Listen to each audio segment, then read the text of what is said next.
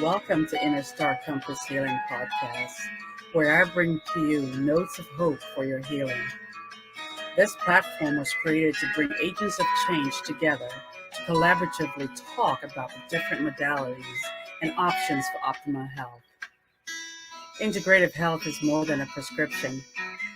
It looks like you empowering yourself to have the autonomy to select the nutrition that feed your mind, body, and soul. The contents on this show and website are for informational purposes only and are not a substitute for professional medical advice, diagnosis, and/or treatment. Always seek the advice of your physician or other qualified medical provider with any questions you have regarding a medical condition. And before undertaking any diet, taking any dietary supplements, exercise, or other health programs. This is Aletha Williams coming to you for another great podcast. Stay tuned.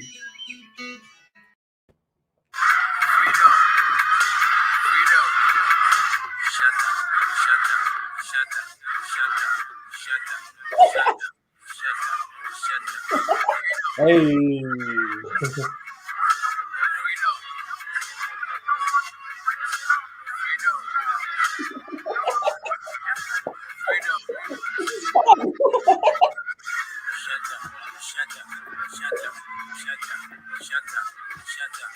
Absolutely love it.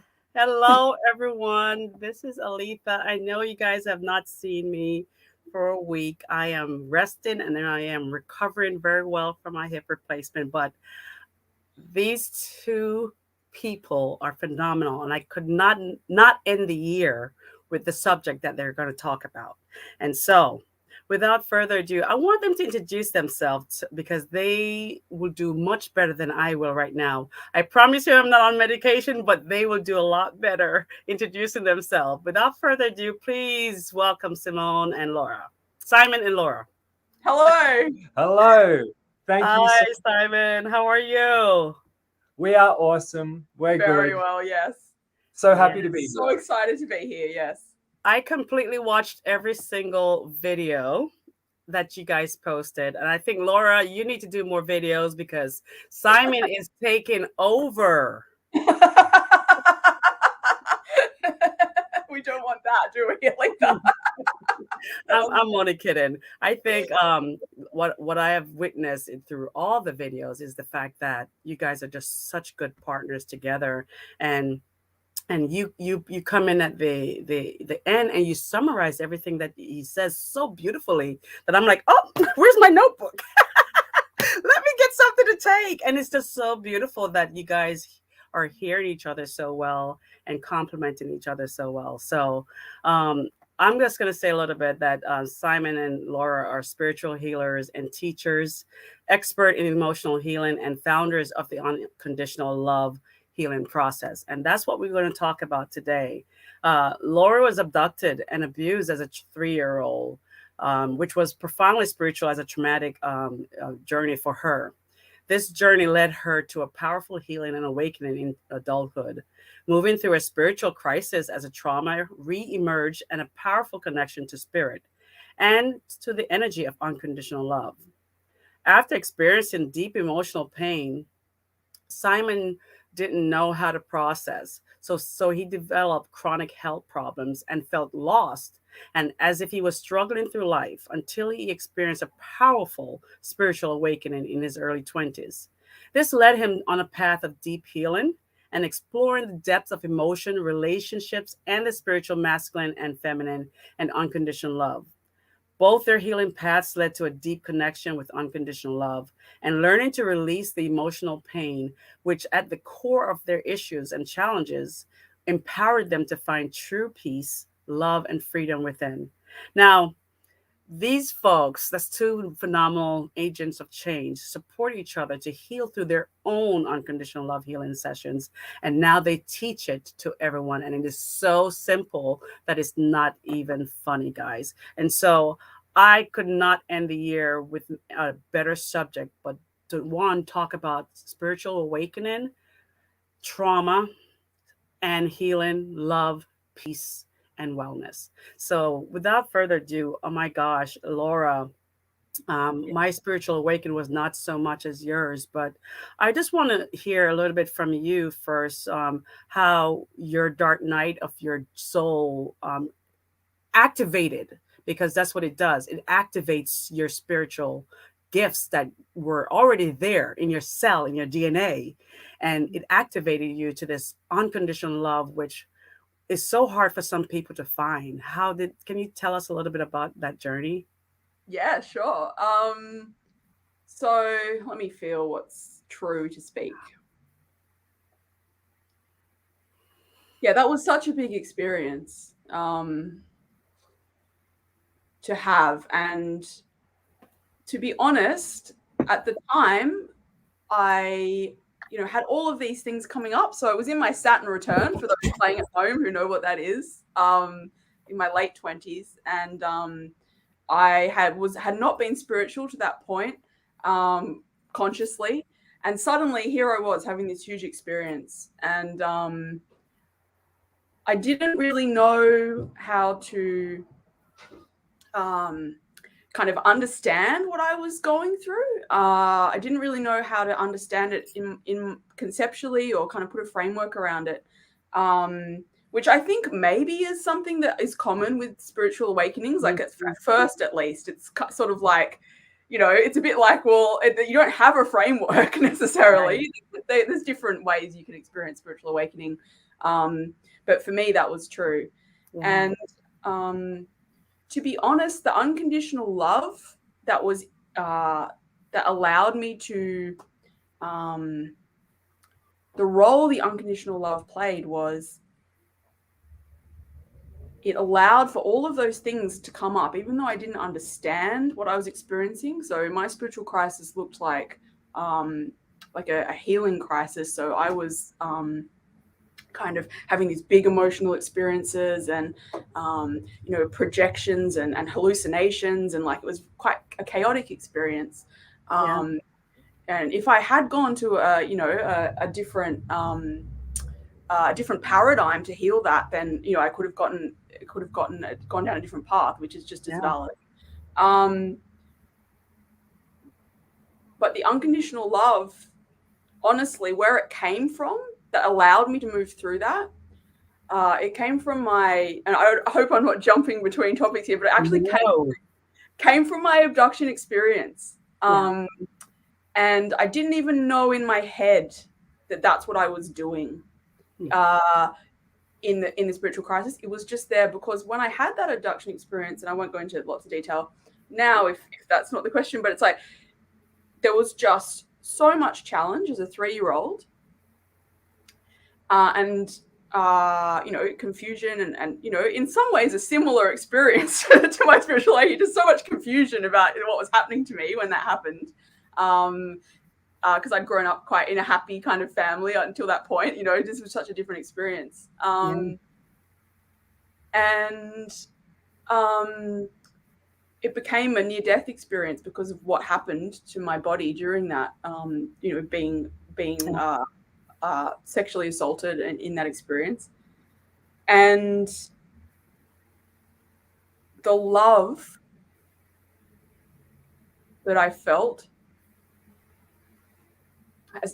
in that near-death experience that happened as a result, the love that I experienced in my body, like not in my head, like not told, how it is.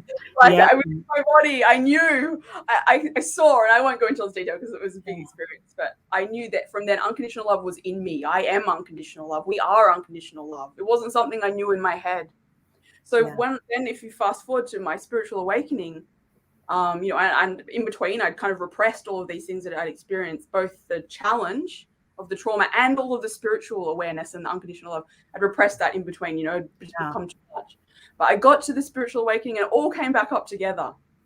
And so without knowing what I was doing, I knew that I am love and we can heal anything, because I'd had that experience as a little girl. Yeah. And so even when I kind of, in one sense, which I did, I kind of lost my mind. So I was having all these crazy, it's like I didn't, and this is a very particular experience of spiritual awakening, I didn't even need to know it. It was just in me, the love. Like I knew it in my cells, and that's what I still have coming out of that, you know? Like, so it's not like, I know that we are unconditional love, all of us, and I know that we are capable of healing anything because of that. And so I just had that. So you know, I don't know if it's a funny thing to say, like, lucky that I was abducted the first time. But you know, I was lucky that I had that in me. And I'll just say briefly, you know, and that's what allowed it to all move. Like, that's how, you know, in that spiritual crisis, like all of this kind of crazy experiences I was having, I knew I was unconditional love at the core, and these experiences were just on top of that. So it just I was like, okay, this is happening, but I had that unconditional love in me, and I could let that. And then I'll just say one funny thing. And then I met Simon, and Simon is probably a good segue, actually. I'm doing you a favor here accidentally. It's synchronistically. But I met Simon not that long after that crisis, and there's a very cheesy love story about that, how we met.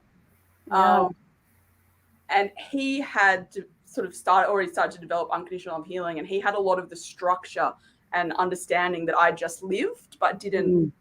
And so that was, and then the alignment for us to offer this work, and like, oh yes, we're both here to offer this, that this is possible. Wow. You said several things, but I'm going to let Simon talk first before I go back. And because when we start to stop the topic of everything else, you've said several things that's going to really corkscrew in the importance of what this already known unconditional love that's already in our body needs to be pointed out to our audience. Let me ask you one question though. You guys are familiar with the word twin flame, right? Yeah. Yes. Now, is Simon your twin flame? Well, I feel like Well, you don't have to be. Right? Oh no, it's not that. I feel it's like. Why don't I answer this? Yeah, you answer. He's better at. He's the conceptual one. Do you know what I mean? Like in one sense. So yeah, I'll let him answer it. I'll answer this one. So, I mean, we're kind of hesitant to use that word. Yeah. Because people, that word means different things. Those words, they mean different things to different people. Yeah. So kind of it depends on what you mean. We? But what I tell you this, we believe, we know within ourselves that our soul, when we choose our life, certain important things, we choose for those things to happen. We choose for paths to happen, and that can include meeting partners. Just one of those things. And we both know that in that sense that we chose to be together and chose to do this work together. You know, for this lifetime. We went to the same primary school but never spoke, and then re-met. Oh, wow. You know, so it's like everything that happened in our lives was kind of allowed us perfectly to do this work together. So that's our perspective, that we did make that choice. Whether you call it twin flames or soulmates or just two souls choosing to share a path together. Beautiful. So Simon, would you tell us a little bit about your awakening journey? Yeah, sure. In some ways, you know, aspects of mine were a little bit more maybe common than Laura's. Laura's, you know, had a very, very particular, very powerful journey. You know, I mean, mine was powerful too, but some of it were kind of more classic archetypes in my journey you see quite commonly, in that I sort of grew up very mainstream. So I just grew up mainstream family values. You know, I wouldn't say anything disastrous happened in my childhood, but like a lot of people, I learned to suppress myself, to not really love myself, and to live within the rules of what society says is good and bad and right and wrong, and these sorts of things.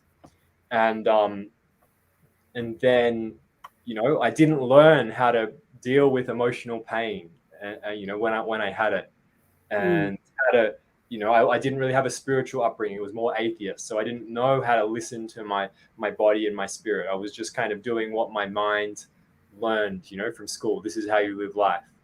So, in my early 20s, you could say I had my first dark night where I was sick and emotionally in pain, and I Yeah. didn't know what was going on, partially because I think, when I did experience, emotional pain and difficulty, when I was a teenager, I didn't know how to process it. So I kept it all inside.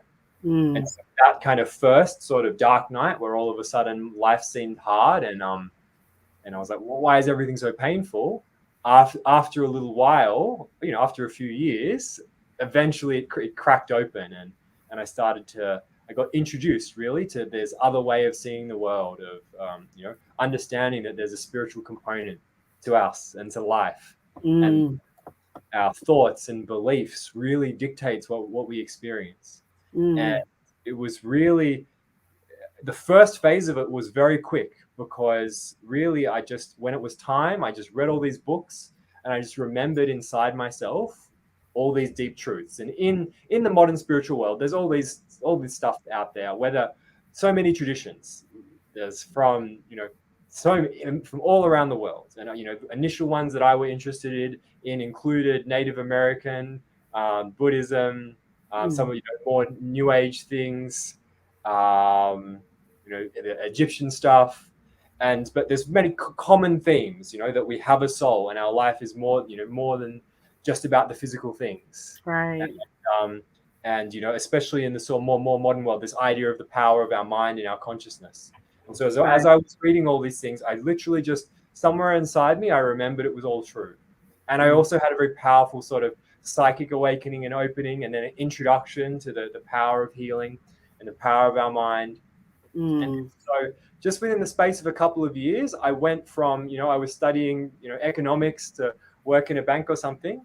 And just within a couple of years, I just realized this is all about healing. This is all about understanding myself and transforming my beliefs. And I knew I wanted to do healing. And then a couple of years later, I was doing healing work full time. I'd made that decision in my early 20s. And then Wow. my whole life was just about healing and transforming myself. I'd had powerful experiences in my emotions and my own body, and helping others as best as I possibly could. So that Wow. was kind of like the first phase for me. Oh, beautiful. So tell me, you guys, we're talking about spirituality, of course. So what is your definition of spirituality? And that's going to lead right into the connection to spirit and the unconditional love healing school that you guys are doing. What is your definition of spirituality? Well, I don't know. I don't know. I was going to say that's a Simon question. Everything is spiritual. Everything is spirituality, but we can forget, and that's a part of the human journey. Is that Mm-hmm. people forget aspects of spirituality that are the truth. So for me, Mm-hmm. I was brought up basically atheist. Like, there is no God, there's no spirit. It's just modern science. It's just about pleasure and your cells and molecules and nothing else. So in Mm-hmm. that sense, it's not a spiritual understanding of life. It's a scientific, mechanical understanding of life. And then there's religion. There's so many religions, so many spiritual practices, and they all have their own truth. But I think many people are coming to realize that many of the rules and ideas of what God says and right and wrong that are in traditional religions, often people come to a place where they feel like maybe this isn't really true for me anymore. Maybe spirituality goes beyond the rules of these religions. Right. So So it's an interconnection yeah, to so self. ultimately it's about the journey of connecting to ourselves. And for Right. us, it comes down to love. For us, there's no right or wrong, but there's Right. just, the person is in their place of connecting more and more to themselves and their own happiness Mm, and their own love, and it's all spiritual. beautiful. Laura, you said something when you were talking, and you said, and I had to write it down. You have to connect to what's true to speak about your journey. And like everyone, I guess, no, not like everyone. Not everyone goes through trauma. Not everyone goes through a spiritual awakening to be awakened. But I went through trauma to be awakened. Just because I think I was a stubborn mule, and something had to happen to shake I me. had Like a bit of that too. Yeah. I felt like I was in the whale's belly, as the story in the Bible talks about Jonah in the whale's belly. I had to sit and I had to saunter in that trauma, and I had to die, literally die. Everything about what I believed in died. This mortal wound died. And so I struggle with not telling my story because I don't think the the details of my story is necessary to explain the gift that was charged to it. And so I wanted to talk about the charge that's connected to trauma. If you guys can really expand on that a little bit. And I'm moving around. Sorry, guys, about my hip. Oh, No well, it's problem. Be welcome. comfortable. At least you have a reason. Like, I just do it anyway. The charge that, yeah, for sure. Do you want me? I might say something first. Like, so I'm more on the experiential side of, in one sense, Simon has obviously had his own version of trauma, but yeah, I'm more on the experiential side of my, of this. And for me, and people I work with, but I'll speak for myself. Like for me,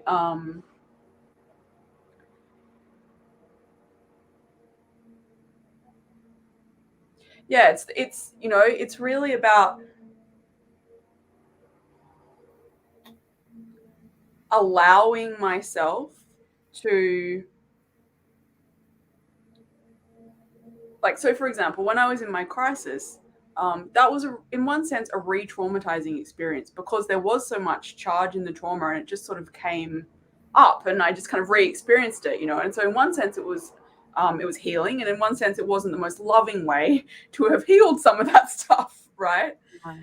Because there is that charge, and it can be re-traumatizing to kind of work, in my experience, on traumatic energies and emotions in our body and memories and experiences. It can be re-traumatizing if it's just sort of like the same experience almost that it was when it happened, which is sort of what that crisis was like. Yeah. The reason that this is not so much a thing, like I had to kind of feel for myself what my answer was there when you asked, like it hasn't been such a thing for me in a certain way these last few years, but I totally resonate with the question and understand it in my body. Yeah. With the healing work that we do, just the way it's set up vibrationally, Unconditional Love Healing is the healing work that we do. With that work, it's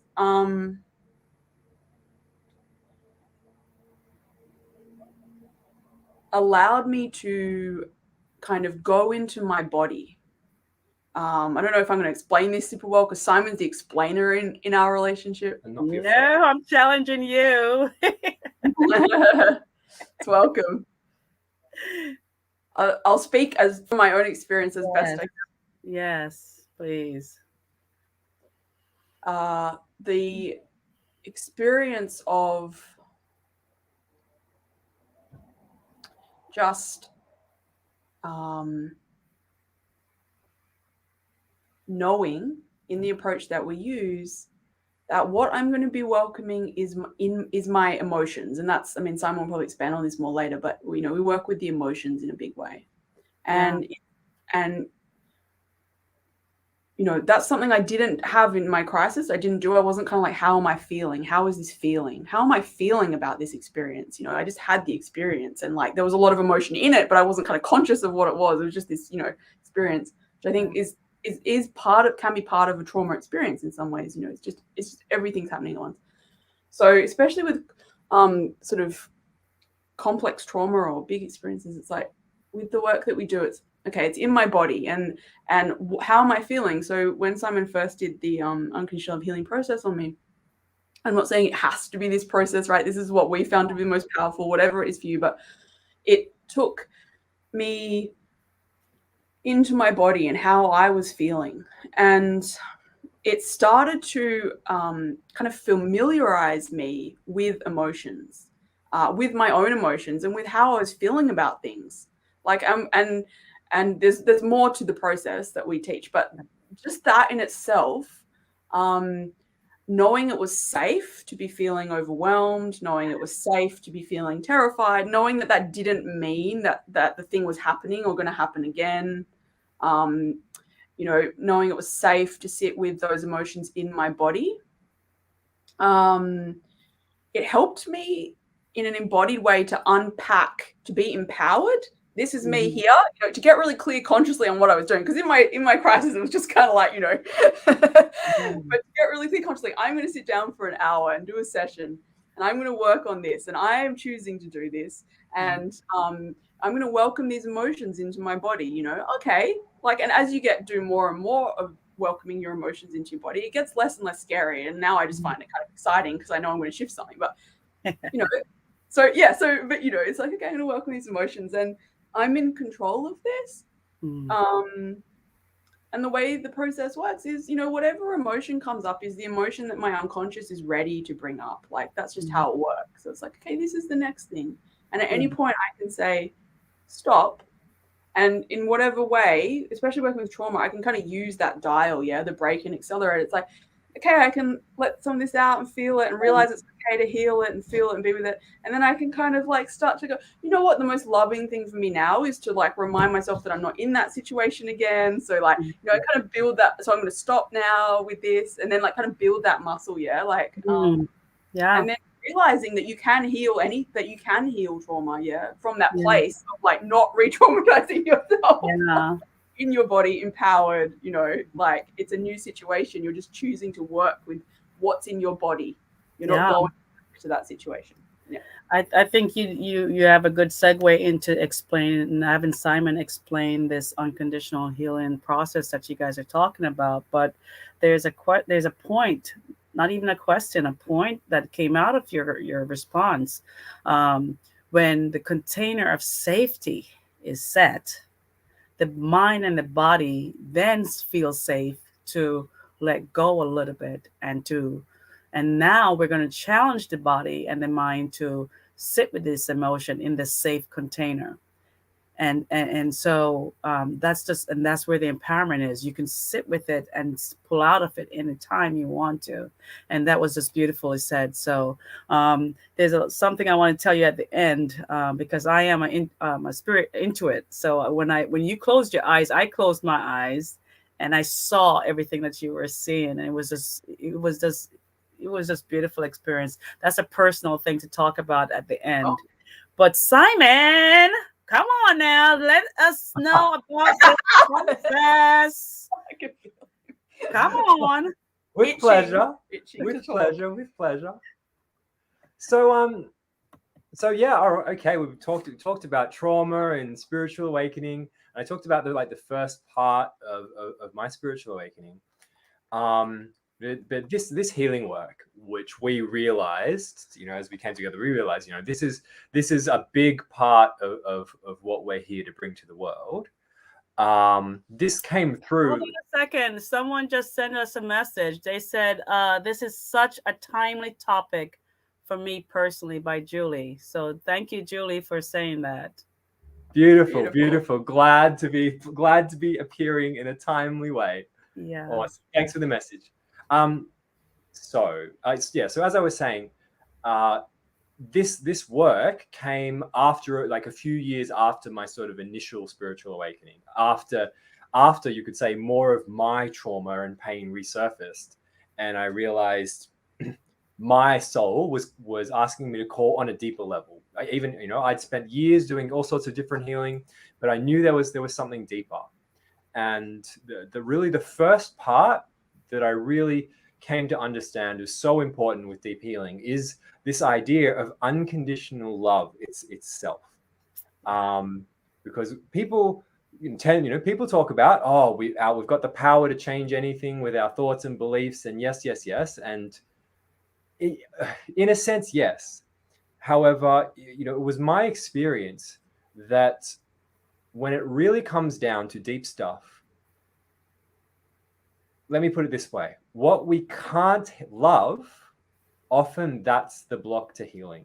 Because Yes. from our perspective, the natural state of our body, the natural state of our spirit, of all these things is love, is that to be in the energy of love. And wherever we place a condition on, I can only love if I do this, or if I look like this, or if this happens first.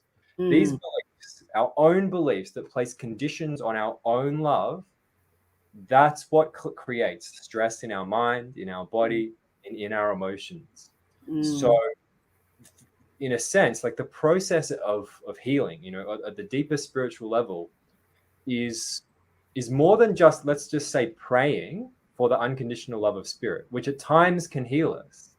But mm, often the real human journey is actually coming to be more unconditionally loving within ourselves. So I realized this is really what's important. And so the willingness to love, that's the first step. But just mm, the idea, just the willingness, for example, affirmations are great, but sometimes they're not enough. Affirming of how worthy you are of love, and that, of love and forgiveness, all these things, it's very powerful, but sometimes it's not enough, because within us is trauma and emotions and pain. And these emotions and pain are often, sometimes they're hidden, because we learn as children, or we're told, don't stop crying, don't be too sad, don't be afraid, don't be angry, this sort of thing. So we've often learned on a very deep level that if we feel our emotions, our trauma, our pain, then mm. it's not safe. So we don't even let ourselves go there. Yeah. So what I realized, in order to actually kind of do this unconditional love thing, what it actually takes is we need to know that it's safe to feel our emotions, which in the end of the day are just messages. Mm, Means giving them space, not trying to even fix them straight away. And that's what happens sometimes in a lot of therapy and healing. People feel a little bit sad and then they try and fix it. People feel a little bit angry and they try and fix it. It's okay. But often underneath that is the real core of it. So mm, when we do a session, and like I combine really different things I learned to create this process. The first space is, yes, the first bit is giving emotions space. We invite people to really feel emotions in their body and know that mm, it's just a message.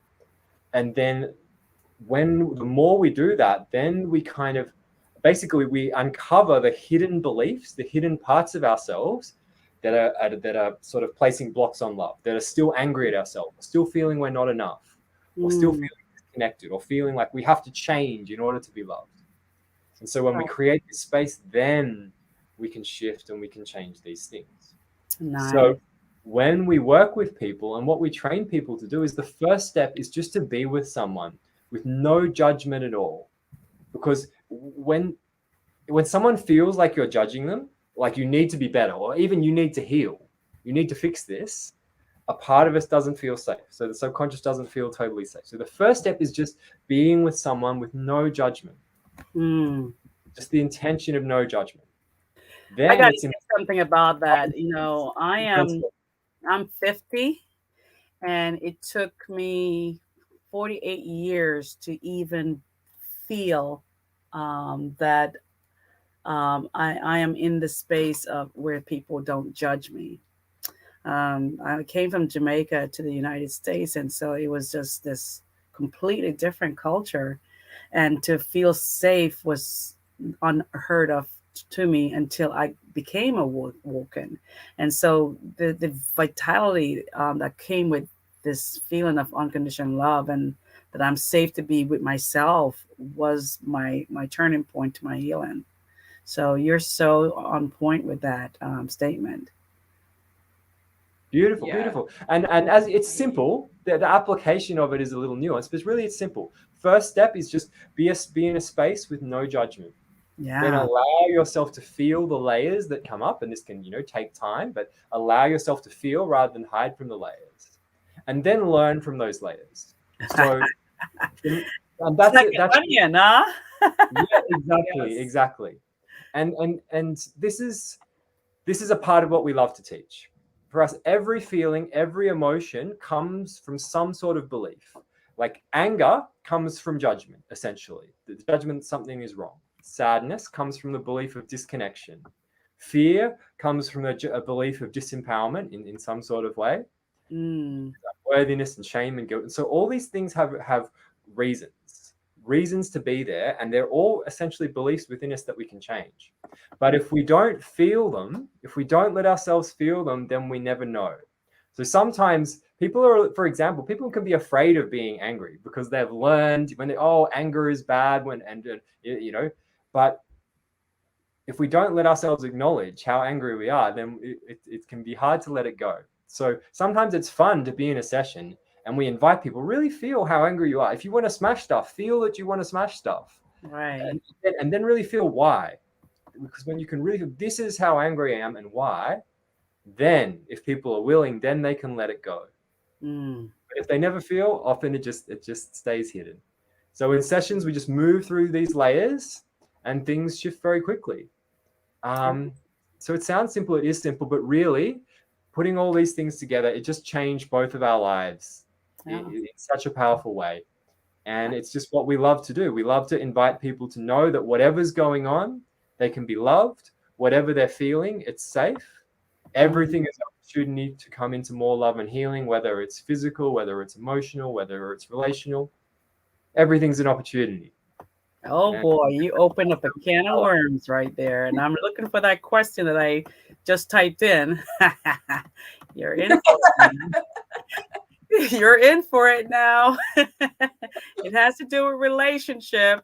I think he can handle it. Kenny now. I'm coming. It's welcome. I can't fight. Oh, here it is. Aha. So how do you work on your own wounds and come together in harmony in a relationship? Oh, yes. That's juicy. Yeah. Yeah. Well, like a lot of people say, it starts with the self. Yeah. Yeah. And you can't force someone else to love you and be in harmony with you. Yeah. Yeah. But very, like a lot of people say, when you learn to love yourself, when you look more and more, and it's a journey, and you learn over time, you release your trauma, so you let yourself to say no to what's not right for you. Yeah. And let yourself feel safe to say yes, what is right for you.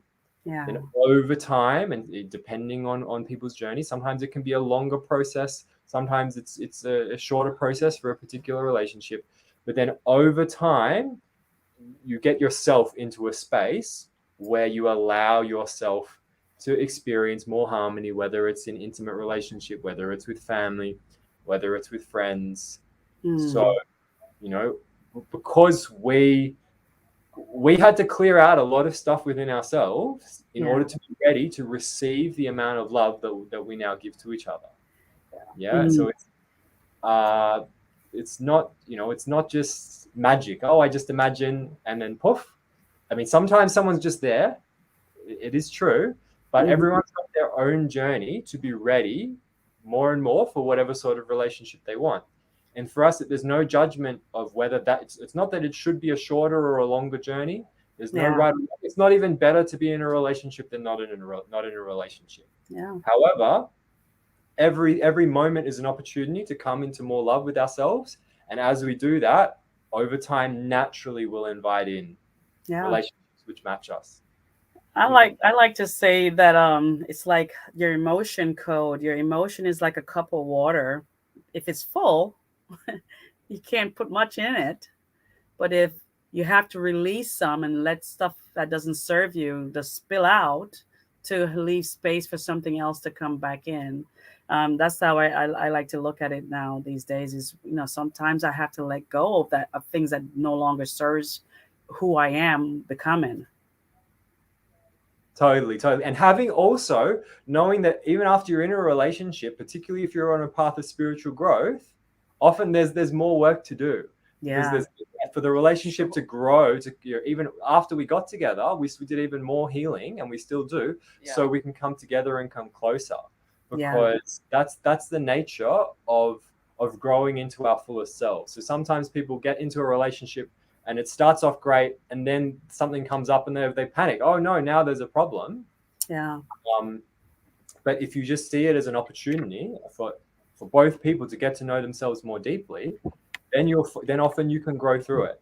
And it's not always easy, but this is something that we have done a lot of, and and we kind of, when we guide other people who are in relationship and that sort of thing, we say, hey, it's okay to be within a relationship, to love someone a lot and still have a lot of difficulty come up. It's an opportunity to work on it, find out what's better. If in the end you're not in alignment, that's okay. You can leave, but often, sometimes the idea and the conflict just comes from trauma, and when people work through it, then they come closer, which has been our experience. Lora, what do you think? I love this question. I'm so glad you found your juicy question to ask us. This has been such a big part of our work together and our alignment. And it really does add another dimension to healing, being in relationship, for sure. Like, especially healing like really big things, like healing anything really.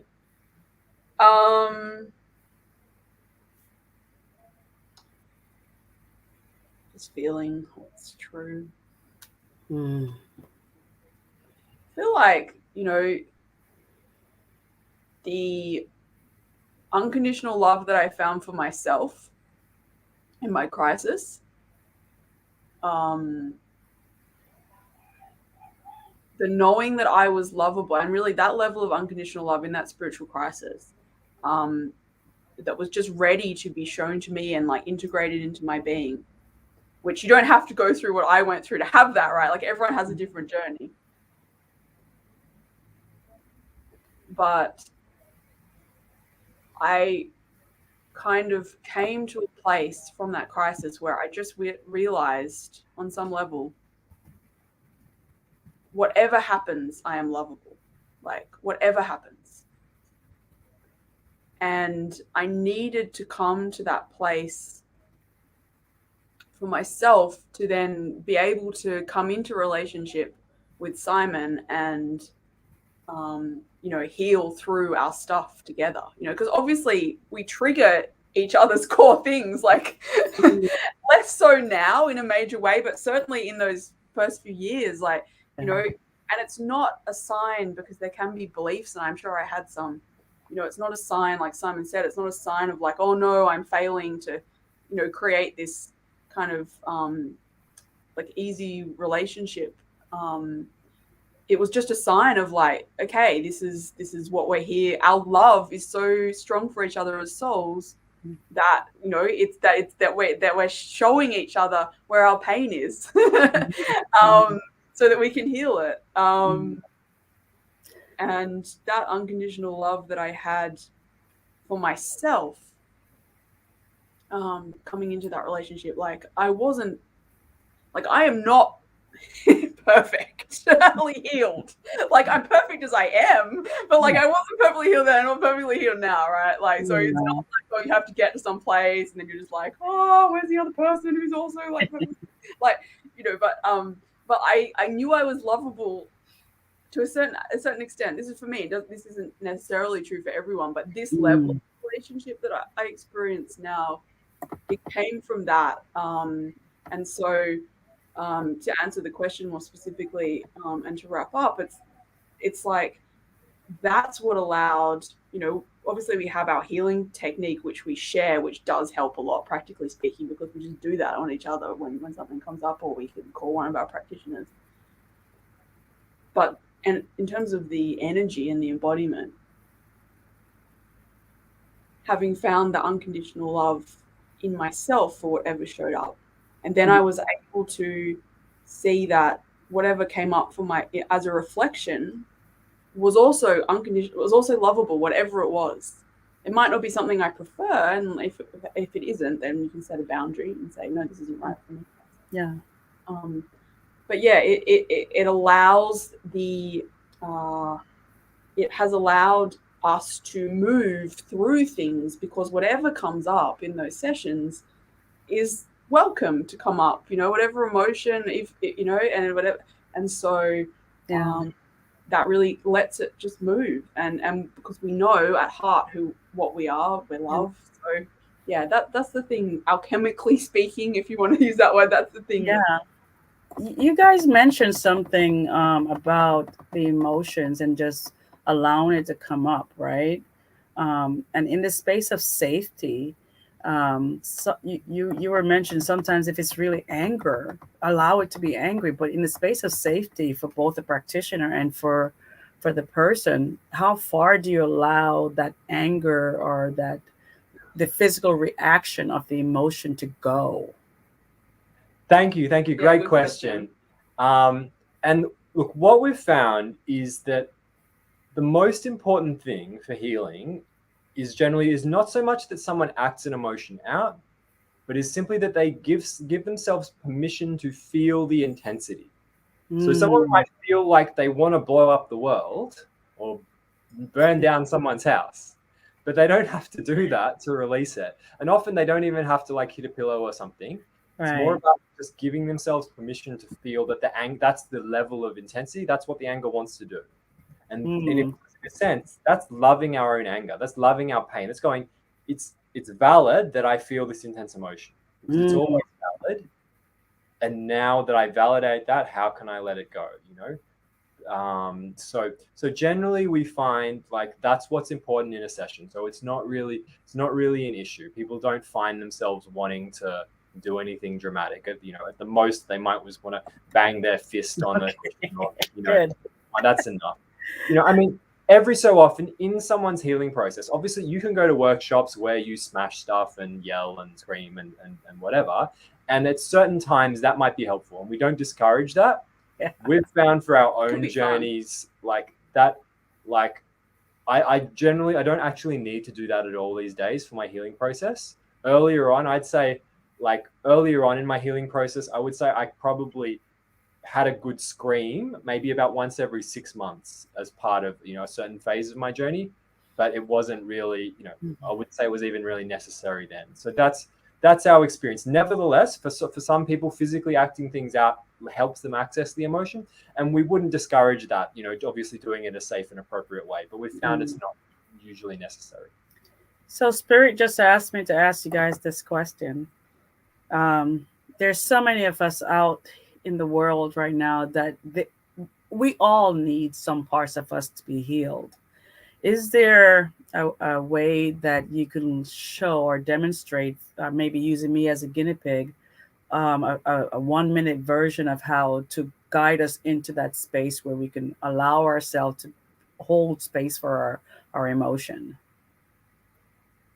Yes. Yeah, 100%. Yes. Would you like to use me for a guinea pig? Yeah, well, yeah. So we'll just, I'll just do it, and and it'll be an invitation for you and for anyone listening. Yeah. It's a lot later on to Mm, give this a go. Now, at the same time, so before I do it, I just want to say that often, like sometimes, just creating this space for an emotion, sometimes it's very powerful. Sometimes it's just what you need. Sometimes it's only just the start of a process. So yeah, what I'm going to guide, I'll just say, do it with an intention of love, but this is not necessarily solve it, or this is not necessarily going to solve your thing. yeah.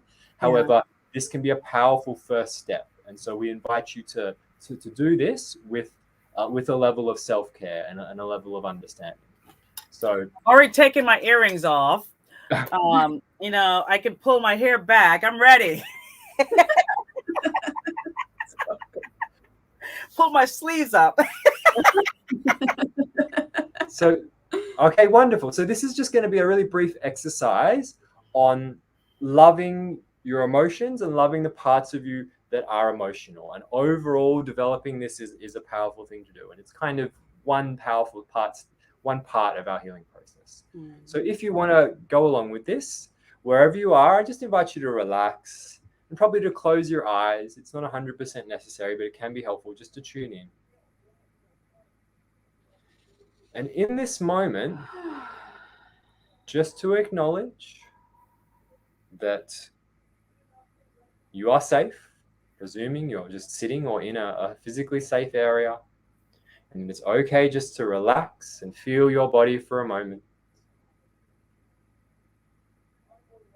And as you feel your body, I invite you just to notice, are there any feelings, sensations, or emotions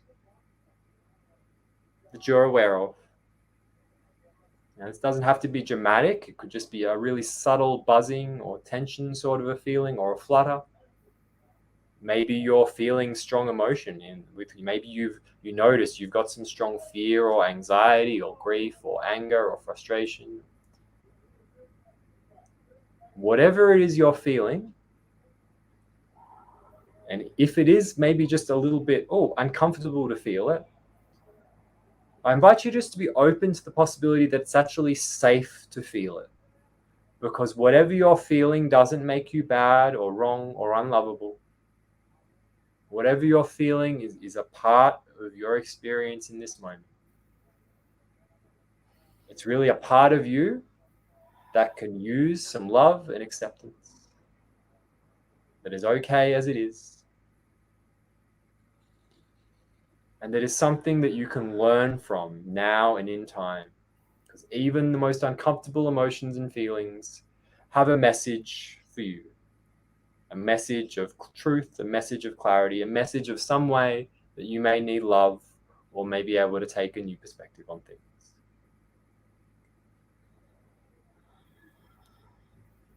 So just taking a few more moments of just noticing whatever I feel, it's okay.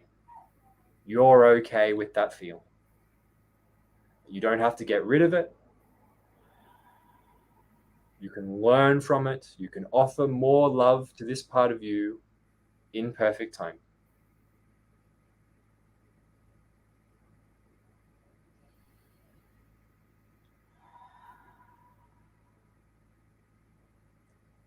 As you feel whatever you notice in your body, there might be some way that you feel that this part of you is asking for love or could use love. Maybe you can give that love to it now, or maybe you can sort of make a plan to give more love or to this part of you in the future in some sort of way. Or you can just let it be a mystery and just open yourself to the experience of your consciousness and of your body, and to living with the intention of being more and more loving with yourself and your feelings, and trusting yourself and trusting life more and more.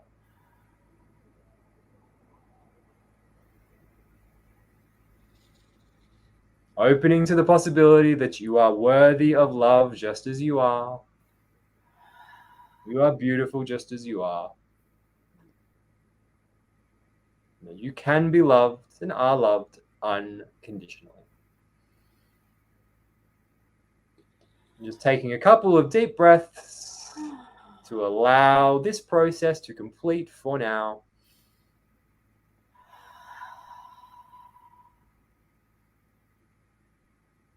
Harvesting whatever fruit or insights you may have gained in this experience.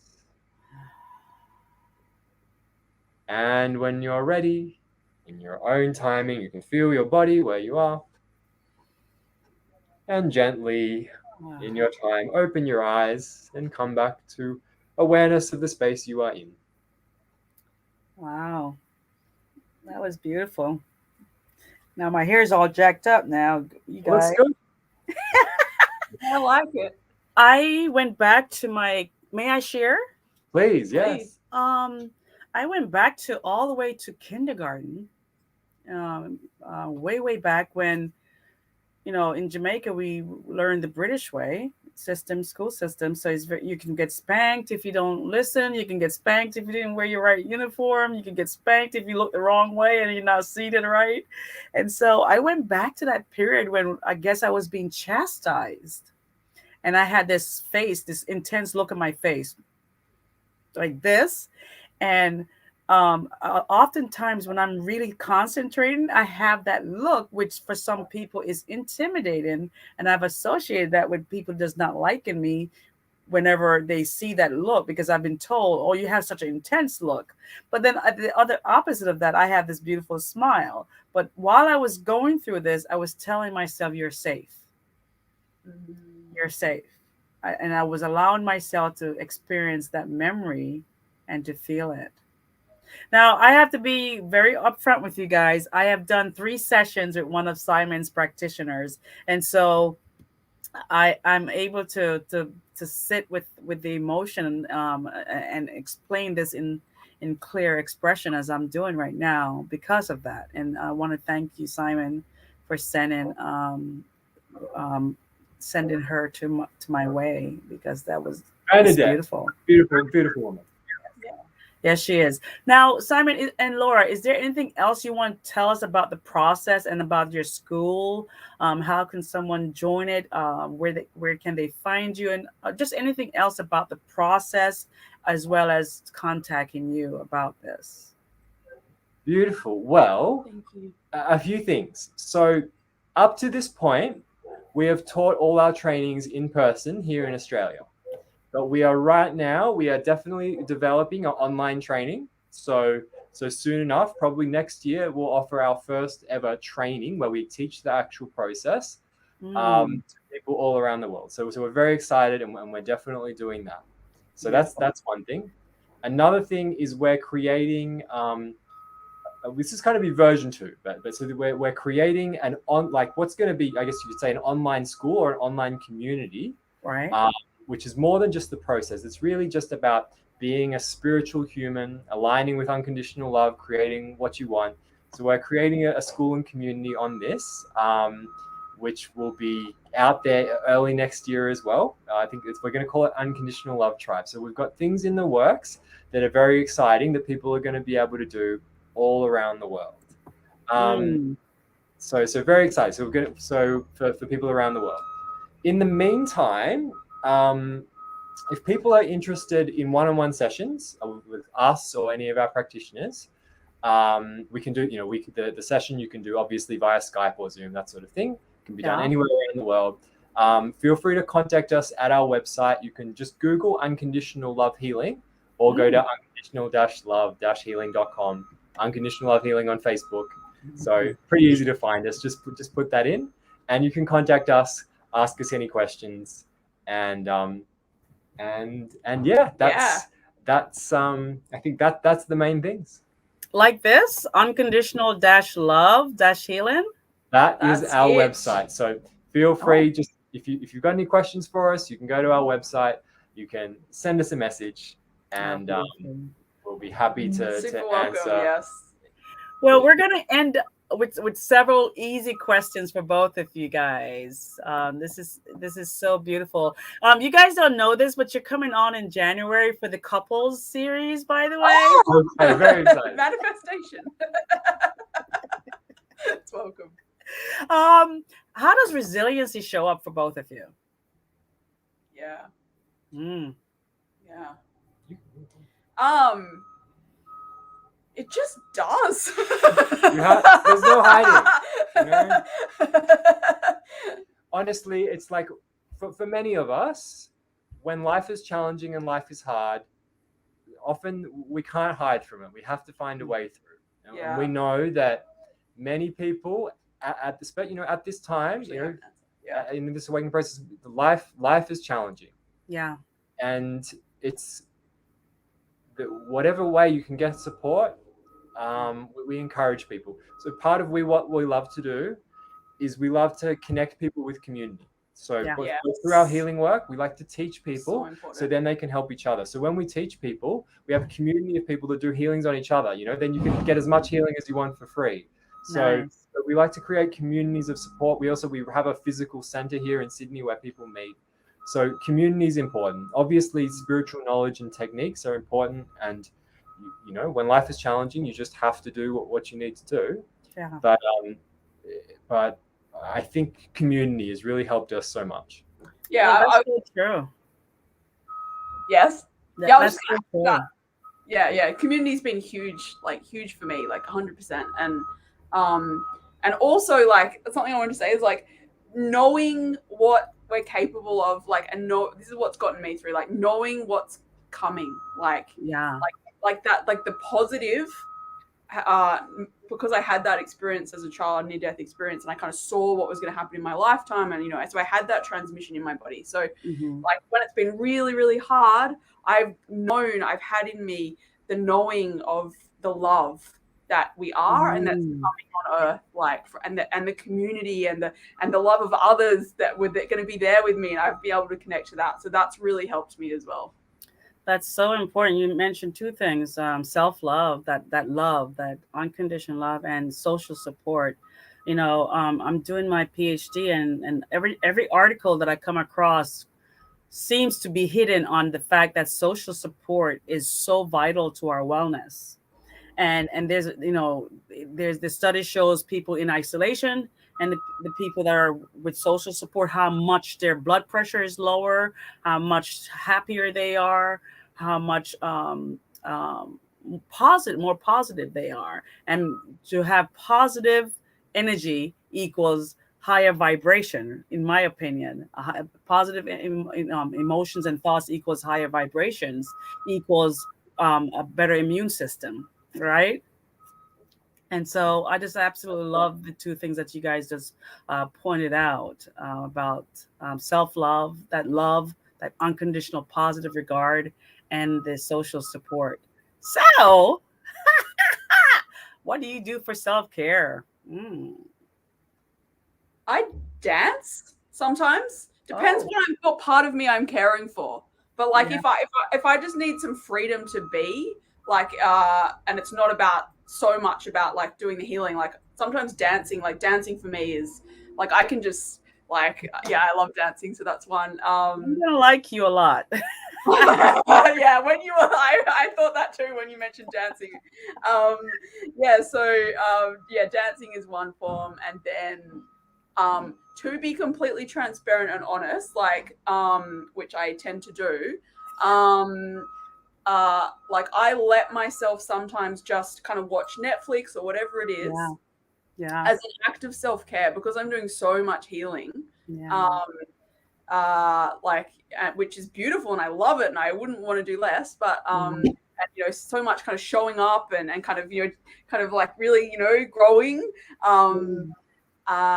and so I would say an act of self-care is like being loving as a woman, in particular for me, intuitively, like being loving with what I choose to do that feels self-caring for me, even if it doesn't sound spiritual or doesn't sound like what you're supposed to be doing or something. Like that would be my piece with self-care. Nice. Simon? Yeah, lots of things. I'm just going off the back of what Lora says. I think for some spiritual people, like letting themselves be human, like letting themselves like listen to their body and really do what feels fun and what feels good, even if it's like doesn't, like it might be not someone else's idea of spiritual. Everyone's got their own kind of balance of like joy and love and how that wants to live through them. And I think if you don't have, if you don't live by other people's rules too much, all guidance and suggestions is great, but listen to yourself, then everyone can find what works for them, for their circumstances. We're sort of, we've kind of fortunate to have created a place where we've got a lot of freedom, so we can really choose to do what we want to do. So I get massage every week and acupuncture quite regularly, just as like physical support for my body and all the energetic and spiritual work that we do.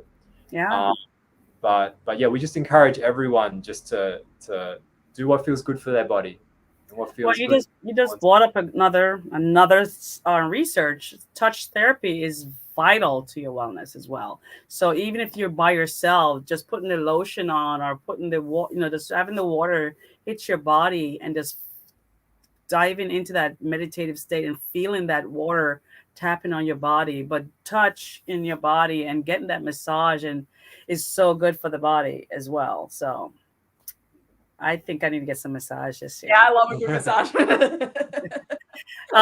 2 more questions. How does intuition show up for you? For me, I hear ringing in my ears, or sometimes it's a direct hit in my heart. So how does it show up for you guys? I think for both of us, it's like every moment lots of ways. I'll tell a story. I'll just tell a really quick story. When I very first started off, I was kind of quite kind of clairvoyant in my healings and things. Uh-huh. At one point, I started to get less visions, and at first I thought something was, oh, what's going on? And then I realized that I was just having this inner knowing that was there even before the vision. So I was, when I really just let myself just know in whatever was the clearest way, Yeah. then I started to just allow intuition to come in every sort of a way. And as I'm sure you know, it can be the song on the radio, it can Oh be yeah. it can be the number plate, it can be a voice, it can be a vision, it can be a feeling. I Yeah. think we've had many years of just paying attention to, and Beautiful. so it just comes in every way. Beautiful. Miss Laura. Yeah, like I totally agree with Simon. Like it's kind of like what I am almost now. Like especially because I in a particular, like in the very kind of feminine embodiment or something more so. I mean that's a bit of a loaded word, but I'm more kind of in my intuition than I was before in a big way. So it's kind of everything for me now. But I will say, when you were asking earlier about just briefly, when you were asking earlier about, like when I kind of had to pause and just listen to myself and like how that works with trauma.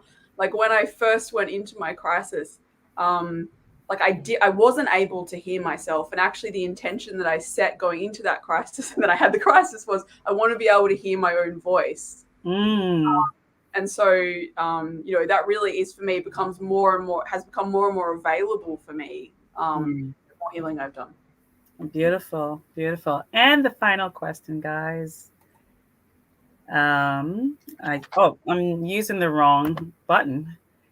What has the constraints caused by COVID taught you guys? Maybe I'll start on this. Yeah, sure. Well, and honestly, it was very profound. It was a very profound shift because we got married right before COVID. We got married in January 2020. And, Lord. Yeah. So just before, so we got to have our wedding and everything, and we got to go on our honeymoon, and then COVID just hit just as we were coming back from our honeymoon, basically. Oh my Lord. So, we had big plans for that year. We were like, we're going to do this, and we're going to do this, and we're going to do that. And we didn't do those things. Instead, we really found ourselves with more time to really go deep inside, to align more truly with what we most deeply desired. And this last couple of years. And we also realized we needed that time. Yeah. It was really good to slow down and to align. And really, so we've had a much slower, in a physical way, much more internal couple of years.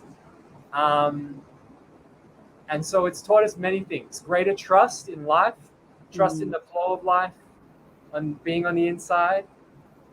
These things. It's just started raining really hard here. If there's a bit of background noise, I can hear it. Yeah. So we trust that. Yeah. I love Laura, the rain. what do you want to say about COVID? And now it's gone because we let it come. Yeah, I mean, it's taught me, it's taught me compassion for everyone else's experience, because there've been a lot of different experiences around the world with it.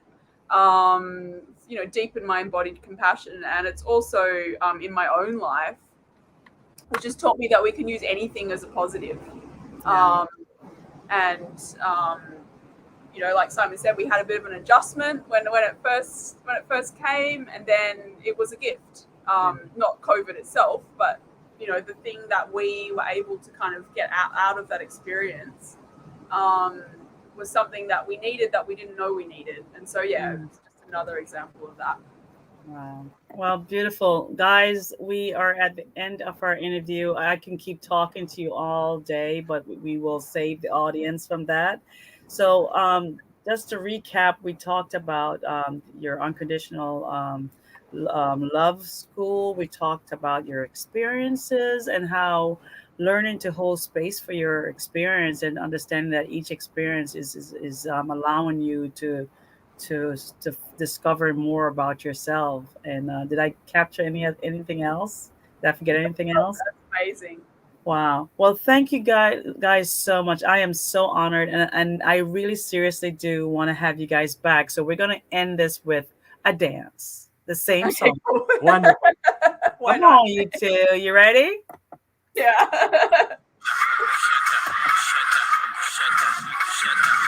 I get up?